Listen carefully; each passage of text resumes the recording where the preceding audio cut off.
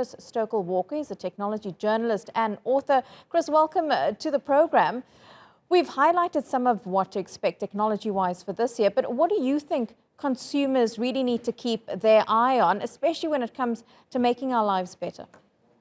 Yeah, I think that one of those interesting questions is how much, as you say, of this is going to make our lives better. Some things like NFTs, non-fungible tokens, as you mentioned, and cryptocurrency, which became such a big thing in 2021, have huge impacts on our environment and not necessarily good ones. I think we're going to see more and more interconnection as Omicron continues to battle with us, and we use more and more of our digital connections, like how I'm talking to you now. And I think that's going to be a key thing, really, is we're now becoming more discerning about the types of technology that we use and becoming much more conscious of the issues around the tech that has previously been seen to be very, very good for us.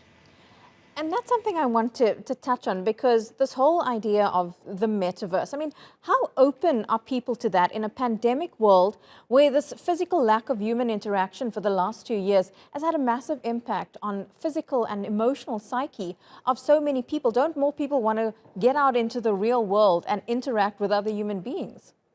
I think they do, although Mark Zuckerberg, the founder of Meta, is pretty convinced that the opposite is going to be the case. Now, the reasons to believe Mark Zuckerberg are relatively small because, as you say, we have been starved of human interaction. We are really not very keen on continuing to be stuck in our rooms and having digital facsimiles of human interaction. We want the real things. And also, it's worth bearing in mind 2020, 2021 were really key moments in terms of going through the keyhole and the looking glass of how we interact with tech. And we've become much more conscious, I think, of the issues around Meta and Facebook and the different platforms that Mark Zuckerberg's company operates. And maybe I think that will mean that we're a little bit more skeptical of whether we really want to dive headlong into the metaverse. And that's before we even get into the fact that this technology does not yet exist. This is not a fully fledged thing that you can dip into right now. It's not even one that we think will be happening in 5 or 10 years' time.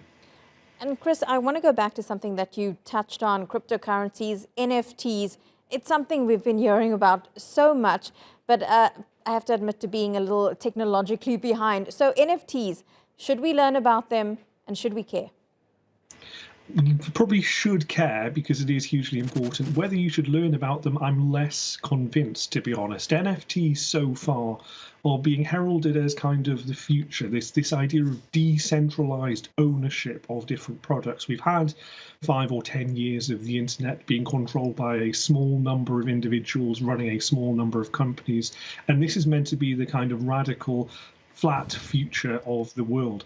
What's actually happening so far, and this is an issue with every technology and its early adopters, is that the same issues that we've had in the old days are being perpetuated with the new ones. So NFTs are traditionally used with artwork, but you'll see a lot of those NFTs are either stolen from traditional artists or they have significant issues around taste and decency. So truthfully, if I'm you, I wouldn't put all of your money into NFTs. I wouldn't put all your money into cryptocurrencies, but I would be aware of the fact that they exist and maybe try and use that knowledge to steer clear of them.